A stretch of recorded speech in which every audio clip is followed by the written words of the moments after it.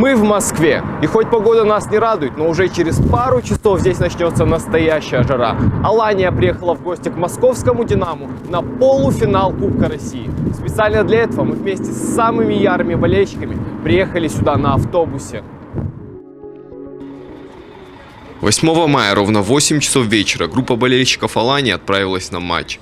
Почти 2000 километров для них не помеха. Самое главное – поддержать родную команду в таком важном матче. Первая остановка, как и полагается, у святого места. Старшие за 3 пирогами вознесли молитвы Всевышнему, святому Уастерджи, попросив победы любимого клуба.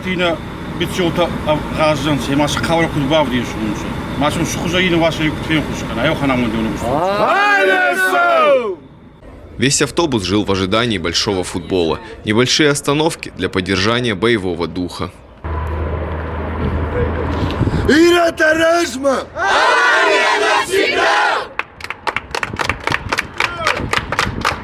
В Москву также отправились и юные болельщики, будущее остинского футбола.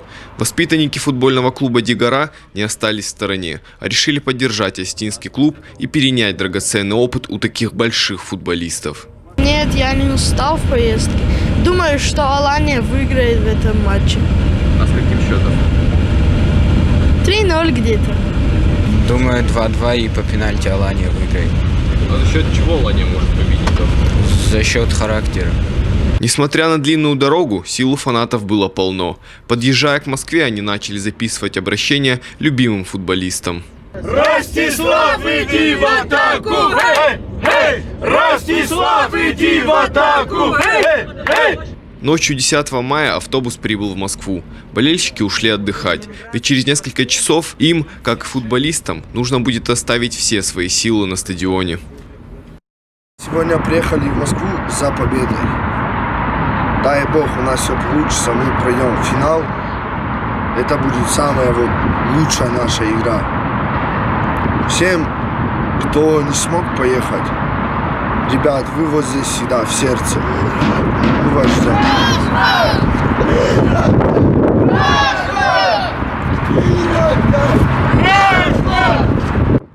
За несколько часов до начала матча область вокруг стадиона была заполнена красно-желтыми цветами. Поддержать любимый клуб приехали люди из разных городов России. Как думаете, кто сегодня победит? Алания! А за счет чего Алания сегодня победит? Потому что мы самые лучшие, сильная команда. И мы победим «Динамо». Пришел поболеть за родную команду. Вот. Как заранее хотел бы пожелать удачи и победы команде, потому что все-таки, как сказать, несмотря на то, что мы на поле противника, но все равно самое главное, мы приехали, мы верим и будем верить всегда. Я за... Как думаешь, кто сегодня победит? Алания точно. Она Алания. С каким счетом? 2-0, да? Или 3-0? Как ты думаешь? 10-0. 10-0? Красавчик. На стадионе не было скучно и до начала матча. Зрители порадовали необычными музыкальными номерами.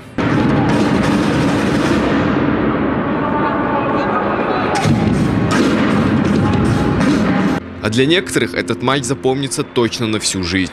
Болельщик футбольного клуба «Динамо» сделал предложение руки и сердца своей девушке прямо на стадионе.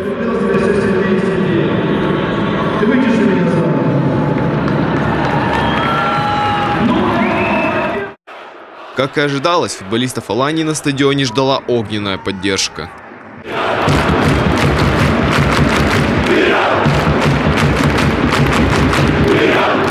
Но, к сожалению, Алании не удалось продолжить свое победное шествие в Кубке. Подопечные Спартака Гогниева уступили со счетом 3-0.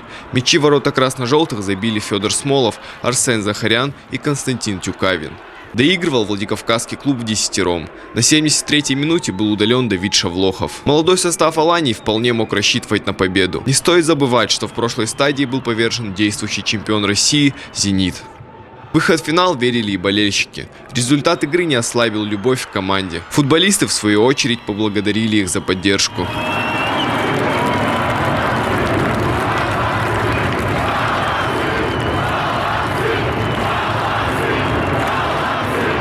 В финале Кубка России московская «Динамо» сыграет с победителем пары «Спартак-Енисей». Давид Костанов, Давид Хугаев, 15 регион.